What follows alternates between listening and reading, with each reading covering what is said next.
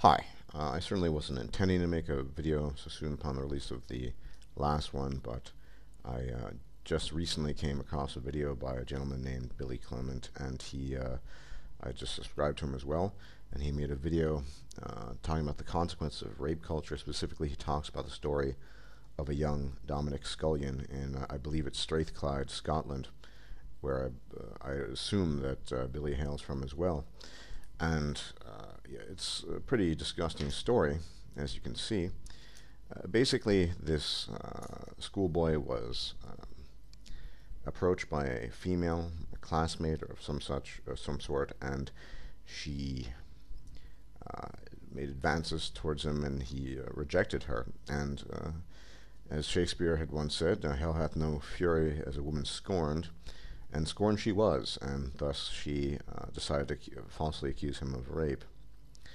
Sometime later, he was doing his paper route for his job, and he was assaulted by a 41-year-old man in an act of so-called vigilante justice, bringing justice to the rapist. He, as you can see in the picture, of course, he doesn't look quite the same. He suffered very severe injuries. He's lucky to be alive. Of course, his schoolwork is well, he's not in school at the moment, to my knowledge, and he flunked he couldn't concentrate on his work during the course anymore. Big mess. And as usual, rape shield laws, the lovely rape shield laws, the accusers cannot be identified. And I'm going to post several links to this. And as he says, he insists he is innocent, claiming the girl had a crush on him and that he knocked back her invitations to meet. So she was she was spurned. She couldn't deal with that. You know? Of course, the mother of the girl, her words. Last night, the mother of the 15-year-old girl said, quote, "We have kept a dignified silence through this whole thing. My daughter has not dropped any charges and never will." Well,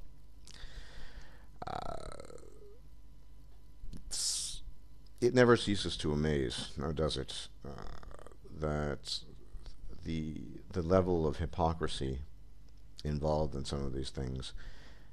Women clearly cannot deal with rejection. They say men can't, but it's not men going around accusing women of vicious crimes as a result.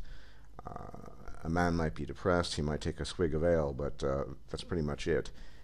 This young boy's life is essentially ruined. And as Billy Clement has correctly and astutely pointed out, if he somehow manages to resume his studies and somehow manages to attend university and somehow manages to do well, this will haunt him for the rest of his life, because the stigma of rape accusation, it's like the Scarlet S. He will always bear that, whether he's innocent or not. And I think there's a strong case to suggest that he is innocent. He's going to have to deal with that for the rest of his life. The young boy who was accused of rape by an unknown accuser, of course. Unknown because rape shield laws do not allow female accusers to be identified under law, which leads to some pretty insane stuff, as I will talk about right now. Now, about 2 years ago in the UK, there was a story of a gentleman who was cleared of rape, false rape. I'm going to read the story off to you. In fact, I think it's better if I do it that way. And I'll post a link, of course. Jurors in tears as they clear a student of rape, then discover another man falsely accused by same, and this is in brackets, in quotes, victim had killed himself. A woman drove a man to suicide by crying rape and forced a second innocent man to consider taking his life after falsely accusing him of a similar sex attack. Despite being exposed in court as a serial liar, legal restrictions mean the 21-year-old woman can never be identified. A jury took only 45 minutes to clear medical student Olumide Fadayomi, 27, of rape. But several jurors at Sheffield Crown Court broke down in tears when the judge revealed the victim had a history of crying rape. And you can read the rest for yourself. this is what I'm talking about, rape shield laws. It's... Now, this is where I might part ways from perhaps Billy Clement or others. This type of behavior, I'm sick and tired of talking how the feminists are doing all of this. It's not the feminists, it's bloody fucking women. There are radical feminists out there, there are capital F feminists, but the vast majority of women are not capital F feminists, they're lowercase f feminists. And I'm bloody fucking sick of hearing about Nawalt. I mean, I haven't heard Nawalt in a long time on my channel, but just in real life or elsewhere on the internet, everything is Nawalt. Well, if everything is Nawalt, if not all women are like that, where are all these women stepping up to the plate defending these men falsely accused of rape? It's a little late for the guy who killed himself, of course, unless you believe in resurrection or something like that. Maybe some woman with her magical female powers can bring that about. But where are all these women stepping up to the plate, helping these men out? You see, even in the case of the of Dominic Scullion, it's very clear that this female had no issues with the consequences that he had suffered, and she probably felt glee that some guy took it upon himself to deliver quote-unquote justice to him. Proxy violence. That's what women love in men. And see, women don't really have issues with violence per se, as long as it's not committed against them. But as long as it's one man or some man beating another man down, that's fine. Especially in the name of female, in her interest. That's great. That's the way it's supposed to be. And I'm just sick and tired of hearing Nawalt excuses. I'm sick and tired of hearing how calling women out on their bullshit is pretty much like, well, you're acting just like a feminist. You know, the difference is, as I've pointed out a million times, and I will continue to do so until I drop dead, is that I've never asked for entitlements. I don't see men running around asking for entitlements. What I'm not telling men to do, and especially in light of these stories, is stay the fuck away from women. Just keep to yourself. How is that like a feminist? Are feminists saying that? No.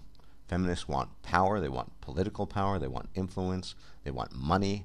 I just want men to keep themselves, keep their money to themselves, and stop injecting money into the system. It's just incredible that there's this disconnect that we just talk about the feminists. This is female behavior, perhaps at its worst. But when you look at things like that, it's hard to ignore the seeming fact that so many women appear, no matter what their age, appear to have the maturity level of a 3-year-old and the moral compass of a rabid beast gone wild. I can't really think of any other way to describe it. And the system, the so-called feminized system, it backs it up. These girls, women, they can accuse men of rape all they want to, and they'll never be identified. They can do this for years and years and years. There's no way of knowing. These guys, on the other hand, the guys who didn't kill themselves, who managed to make it out alive, they have to deal with the stigma of that accusation for the rest of their lives. And that's not going to be an easy thing to do, I think. It's going to be very difficult, to say the very least. Yeah, that's euphemistically speaking. But rape shield laws, quotas, all of this stuff. This is not, this is feminism, but feminism is simply the female nature gone wild. This is feminism, and all our efforts to appeal to feminism. This is appealing to the ravenous nature of the female. And as I said, it just seems time and again that most women have the maturity levels of a 3-year-old and the moral compass of a savage, rabid beast gone wild. They don't care. I certainly don't need to remind you guys of the Brian Banks incident. It boggles the mind. And I don't know what Brian Banks feels on a personal level, and he certainly has carried himself since then with dignity, but I mean, no doubt he has to suppress a lot of rage, desire for justice, and he has to get on with his life. He's got to suck it up. And yet, some petty little cunt in Scotland who couldn't deal with being rejected decided to ruin some guy's life. And I do mean ruin. His life is likely ruined, well, until he dies. So, yeah. That's why at least on this channel, I don't talk too much about feminism, because I'm going for the source. I'm tired of giving women a free pass of all their bullshit, no matter what it is. It can be anything. I don't know if I ever mentioned this. In fact, I'm pretty sure I didn't. But one of the reasons why I left my last translation job is I worked with these two harridans at work. And they never harassed me in a sexual way, but they would essentially bully me. It started quite early. It kept increased over time. From the most ridiculous things, telling me I would breathe too loudly, telling me, asking me why I'm eating that and I shouldn't be eating that. Most ridiculous, minute, irrelevant things. Towards the end, my work suffered because of it, because it made me feel really uncomfortable. I was working in the exact same space as those females. So it's. I'm not saying that this is not an analogy whatsoever. It's just to show you that you have to. I'm tired of, and I think a lot of men are tired of dealing with this shit. As Barbarossa said, you're tired of walking on eggshells, and we crack them. And you can talk about feminism until you're blue in the face, and we could get rid of all the feminism. We still have to deal with this shit. Why?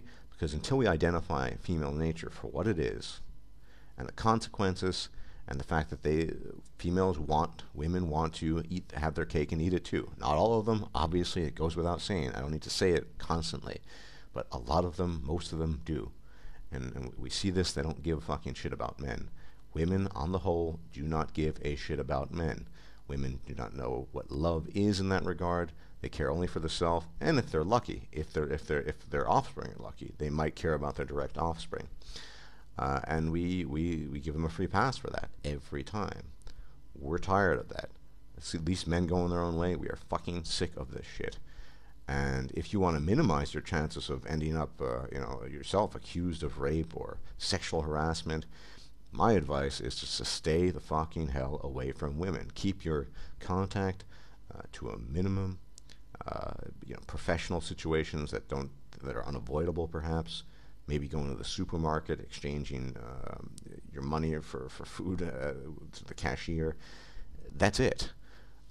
Because you don't need to not know someone to be accused of these things. Do you think false rape accusations don't happen in relationships and marriages? No. Do you think violence against men perpetrated by women, particularly it happens in relationships? Do you think it could not happen outside of relationship? I mean,